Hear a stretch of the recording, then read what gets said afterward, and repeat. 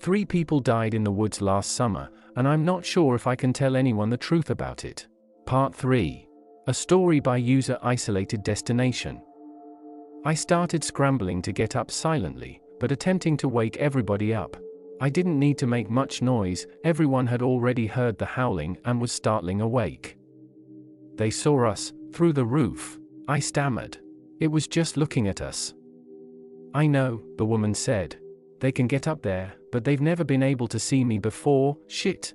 I knew this could happen. I've been waiting for this. The woman ran to the kitchen area of the cabin, grabbing 2 large bottles of alcohol with rags hanging out of them. She wrapped an arm around each one, pulling them close into her chest. She grabbed a lighter and put it in her pocket. What's going on? Sloane asked. Where is that noise coming from? There's no time to explain, you all need to get in the bedroom, the woman demanded. She started pushing the refrigerator that was blocking the bedroom door out of the way.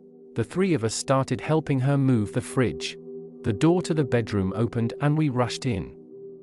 There's one window in there, but it's covered by that dresser, she said, pointing to the side wall. It's not safe to sleep in there, but just hide until daylight, they aren't around in the day.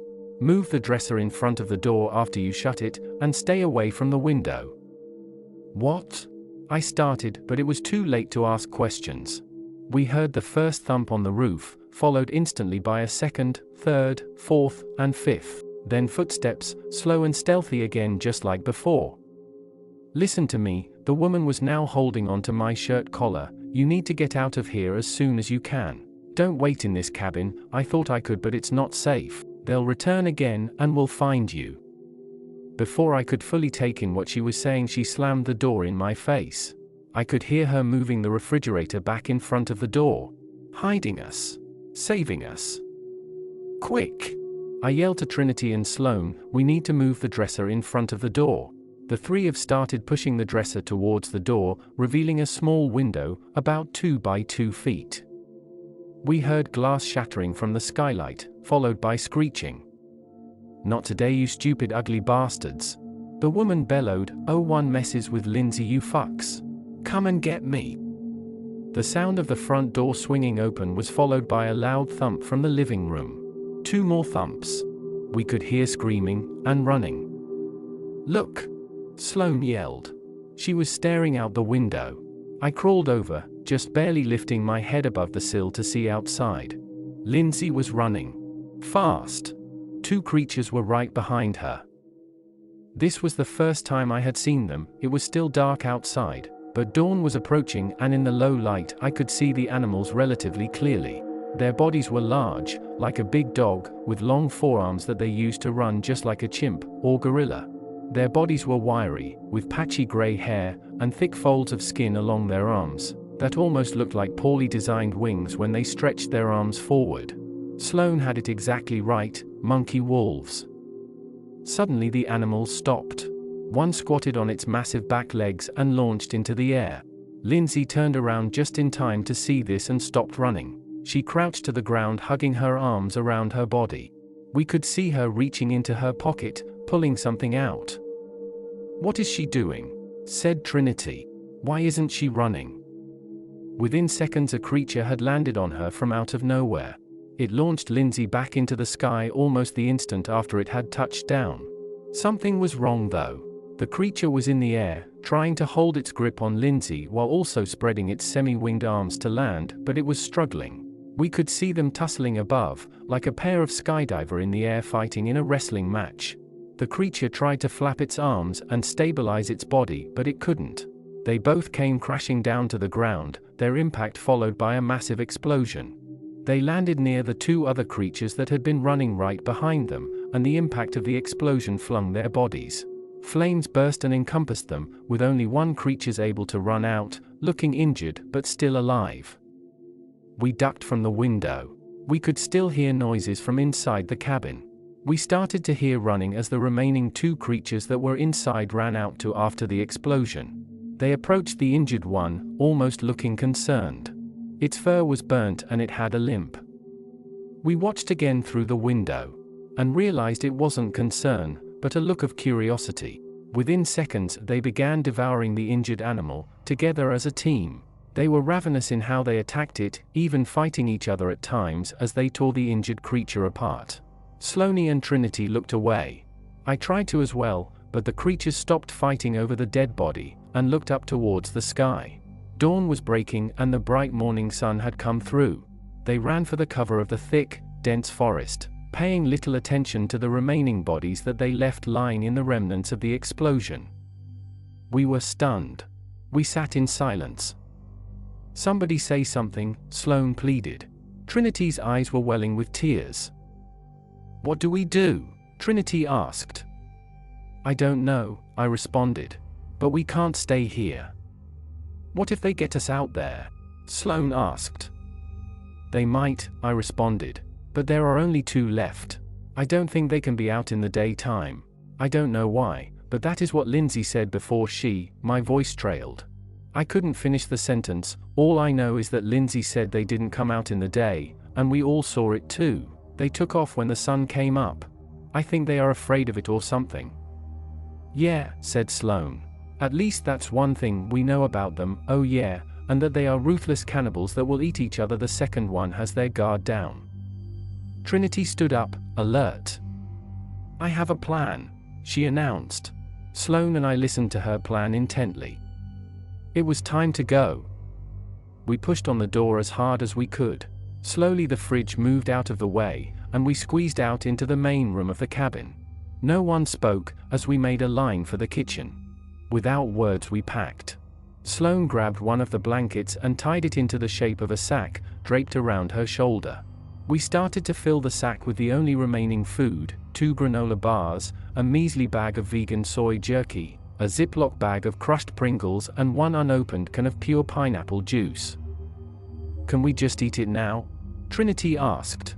Sloane and I looked at each other and shrugged. "I'm starving actually," Sloane said. We divided the food, and shoved it into our mouths almost as fast as those creatures had eaten their fallen friend. We were so hungry. Trinity's eyes looked across the room where she had noticed the fishing pole.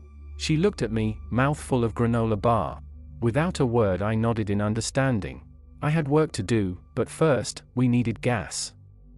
"So, we are making a sniper?" Trinity asked as we walked outside. "A siphon," I corrected her. "We just need, what do we need again?" "A garden hose," Sloane answered.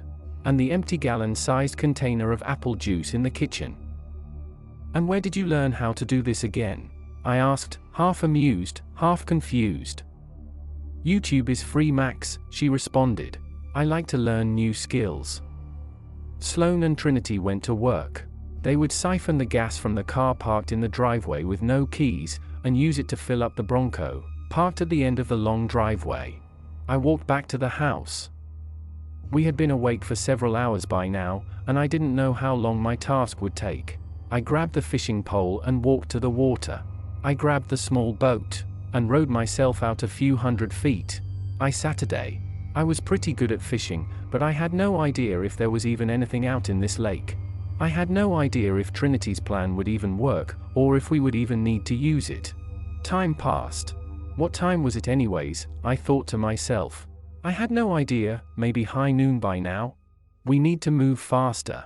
My fishing line sat motionless in the water. More time went by. I was staring off into the distance. Something caught my eye. Movement in the trees. My heart started to pound. Before I could make out anything, I saw what looked like a person. A man? It looked like he was spying on the girls. He was gone back into the woods, disappearing as fast as he had appeared. I grabbed the oars and started rowing back to shore. I walked towards the car. Trinity and Sloane were arguing. The area smelled like gasoline.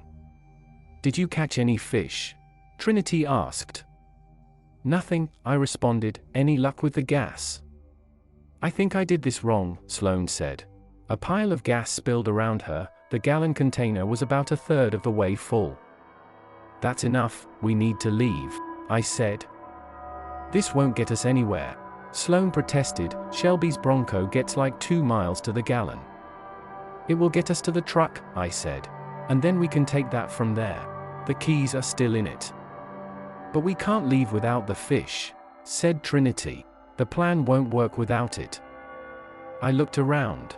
I didn't know what I had seen in the woods, but something didn't feel right. Was it a man? Another creature? It had disappeared so fast. Who would be out here? I walked over to the carcass of the creature that had been torn to shreds. The animals hadn't even finished eating when they took off. Unlike the other attacks, there was evidence of what had been killed here. "Give me your pack," I told Sloane.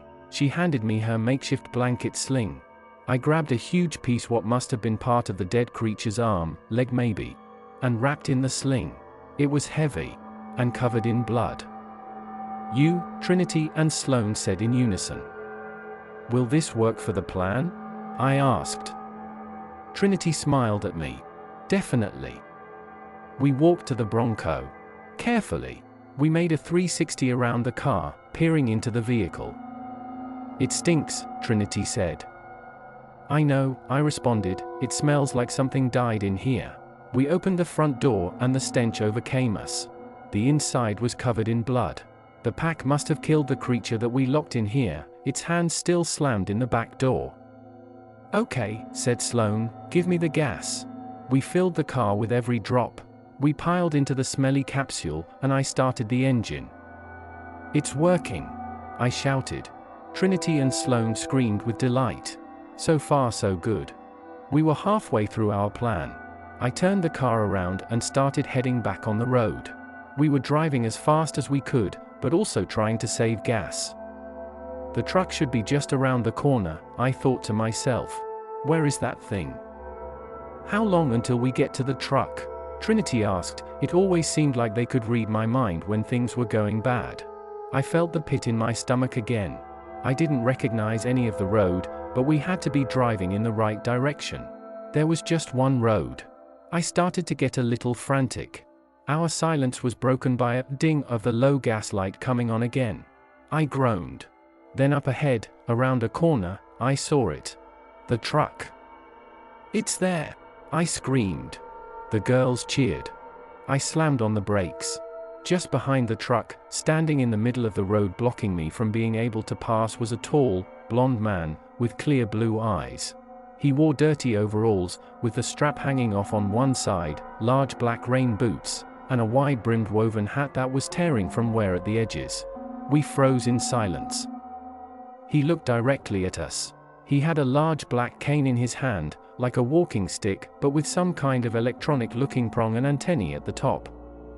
"Now, you aren't leaving so soon, are you?" he asked. We just stared at him. That is the third part of this story. What exactly are the creatures hunting the characters? And who is the man described by Max? Is he the one responsible of all this? Is he the creator of these creatures? To catch the next part of this story, make sure that you share and subscribe to this channel, and turn on the notification bell so you will access all the updates from us. And also, I kindly ask you to like and share this video, and comment down below on what you think on what will happen to the rest of this story. This is the Double Dutchman. Thank you for tuning in on this story, and we'll see you on the next part.